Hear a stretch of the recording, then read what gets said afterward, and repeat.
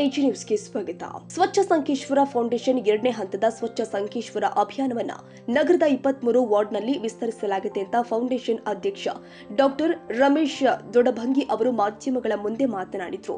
ನಗರದ ನೇಸರಿ ಡೆಲಕ್ಸ್ನಲ್ಲಿ ಕರೆದು ಪತ್ರಿಕಾಗೋಷ್ಠಿಯಲ್ಲಿ ರಮೇಶ್ ದೊಡಭಂಗಿ ಮಾತನಾಡಿ, ಕಳೆದ 1 ವರ್ಷದಿಂದ ನಗರದ ಎಲ್ಲ ಬಡಾವಣೆಯಲ್ಲಿ ನಾವೆಲ್ಲರೂ ಕೂಡ ಸೇರಿ ಸ್ವಚ್ಛತೆಯ ಬಗ್ಗೆ ಅರಿವು ಮೂಡಿಸುವುದರ ಜೊತೆಗೆ ಜನರಲ್ಲಿ ಮಕ್ಕಳಲ್ಲಿ ಅರಿವು ಮೂಡಿಸಿ ಹಲವಾರು ಕಾರ್ಯಕ್ರಮಗಳನ್ನು ನಡೆಸಿ ಮೊದಲನೇ ಹಂತದಲ್ಲಿ ಯಶಸ್ಸು ಕಂಡಿದ್ದೇವೆ. ಹೀಗಾಗಿ 2ನೇ ಹಂತದ ಕಾರ್ಯಕ್ರಮ ನಗರದ ದುರಾಂದುಂದೀಶ್ವರ ಮಠದಲ್ಲಿ ದಿನಾಂಕ 24/2/2024 ಮುಂಜಾನೆ 8 ಗಂಟೆಗೆ ಉದ್ಘಾಟನೆ ಮಾಡ್ತಾ ಇದ್ದು, ಕಾರ್ಯಕ್ರಮಕ್ಕೆ ದಿವ್ಯ ಸಾನ್ನಿಧ್ಯವನ್ನ ನಿಡಸೋಸಿ ಮಠದ ಉತ್ತರಾಧಿಕಾರಿ ನಿಜಲಿಂಗೇಶ್ವರ ಸ್ವಾಮೀಜಿ ವಹಿಸ್ತಾ ಇದ್ದು, ಮುಖ್ಯ ಅತಿಥಿಯಾಗಿ ಗೌರವಾನ್ವಿತ ನ್ಯಾಯಮೂರ್ತಿ ಸುಭಾಷ್ ಆಡಿ, ಮಾಜಿ ಸಚಿವ ಎಬಿ ಪಾಟೀಲ್, ಶಾಸಕರು ಆದ ನಿಖಿಲ್ ಕತ್ತಿ, ಪ್ರಖ್ಯಾತ ಕ್ಯಾನ್ಸರ್ ವೈದ್ಯ ಶರದ್ ದೇಸಾಯಿ ಉಪಸ್ಥಿತರಿರುವುದಾಗಿ ಹೇಳಿದ್ದಾರೆ.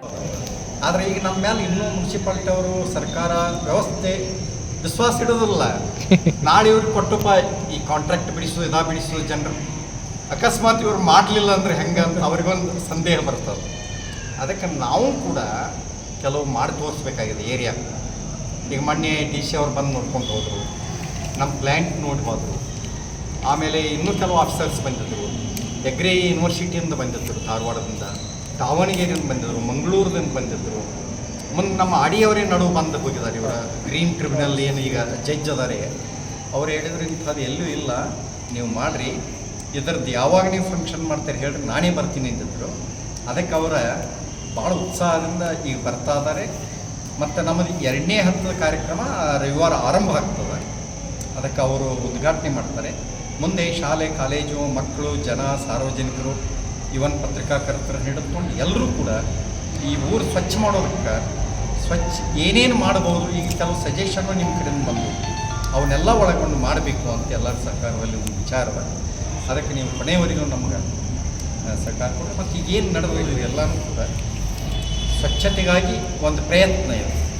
ಕೆಲವು ನಮ್ಮ ಪಾಠಗಳು ಗೊತ್ತಾಗ್ಯಾವ. ಈಗ ಎಷ್ಟೋ ಸಲ ಈಗ 1 ವರ್ಷ 1.5 ವರ್ಷದಿಂದ ಮಾಡೋದ್ರಿಂದ ಏನು ಸರಿ ಆಯಿತು, ಎಲ್ಲಿ, ಯಾಕಂದರೆ ನಾವು ಬಸ್ ಸ್ಟ್ಯಾಂಡ್ ದೊಡ್ಡ ಕಾರ್ಯಕ್ರಮ ಮಾಡಿ ಎಲ್ಲ ಕ್ಲೀನ್ ಮಾಡಿ. ಗೌರವಾನ್ವಿತ ನ್ಯಾಯಮೂರ್ತಿ ಶ್ರೀ ಸುಭಾಷ್ ಆಡಿ ಅಧ್ಯಕ್ಷರು, ರಾಷ್ಟ್ರೀಯ ಹಸಿರು ನ್ಯಾಯಪೀಠ ಕರ್ನಾಟಕ ಇವರು ಆಗಮಿಸ್ತಾ ಇದ್ದಾರೆ. ಆಮಂತ್ರಿತರಾಗಿ ಶ್ರೀ ಎಬಿ ಪಾಟೀಲ್, ಮಾಜಿ ಸಚಿವರು ಕರ್ನಾಟಕ ಇವರು ಬರ್ತಾ ಇದ್ದಾರೆ. ಆಮೇಲೆ ನಮ್ಮ ಕ್ಷೇತ್ರದ ಶಾಸಕರಾದಂಥ ಶ್ರೀ ನಿಖಿಲ್ ಕತ್ತಿಯವರು ಕೂಡ ಗಣ್ಯ ಉಪಸ್ಥಿತಿಯನ್ನು ವಹಿಸ್ತಾ ಇದ್ದಾರೆ. ಅದೇ ರೀತಿಯಾಗಿ ಈ ಕಾರ್ಯಕ್ರಮದಲ್ಲಿ ಶ್ರೀಮತಿ ಸೀಮಾ ಹದ್ದೂರಿ ಅವರು, ಆಮೇಲೆ ವಿಶೇಷ ಆಹ್ವಾನಿತರಾಗಿ Sharad Desai, chief of surgeon, Mahatma Gandhi cancer hospital marriage ಕೂಡ ಅವರು ಈ ಕಾರ್ಯಕ್ರಮದಲ್ಲಿ.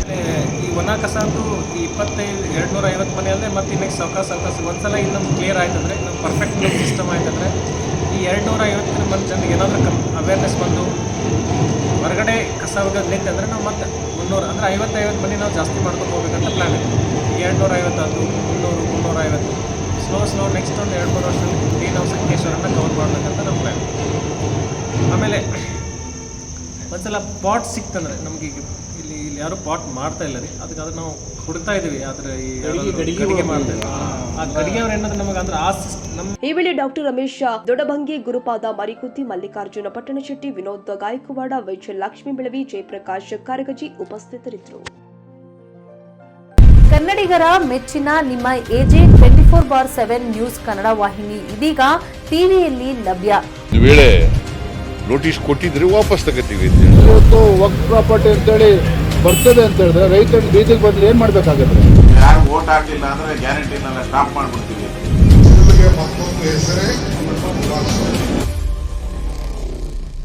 ಕರ್ನಾಟಕ ಮತ್ತು ದೇಶ ವಿದೇಶ 360 ಡಿಗ್ರಿ ಸುದ್ದಿ ಹಾಗೂ ಉತ್ತರ ಕರ್ನಾಟಕ, ಬೆಳಗಾವಿ, ಬಾಗಲಕೋಟೆ, ಧಾರವಾಡ, ಹಾವೇರಿ, ಗದಗ, ಬಿಜಾಪುರ ಜಿಲ್ಲೆಯ ಕ್ಷಣದ ವಿವರವನ್ನ ಪಡೆಯುವುದಕ್ಕೆ AJ 24/7 ನ್ಯೂಸ್ ಕನ್ನಡ ವಾಹಿನಿಯನ್ನ ಲೈಕ್ ಮಾಡಿ, ವಿಡಿಯೋಗಳನ್ನ ಶೇರ್ ಮಾಡಿ, ಕಮೆಂಟ್ ಮಾಡುವ ಮೂಲಕ ನಮ್ಮ ವಾಹಿನಿಗೆ ಸಹಕಾರ ನೀಡಿ ಮತ್ತು ಚಾನೆಲ್ ಅನ್ನ ಸಬ್ಸ್ಕ್ರೈಬ್ ಮಾಡಿ. ಧನ್ಯವಾದಗಳು.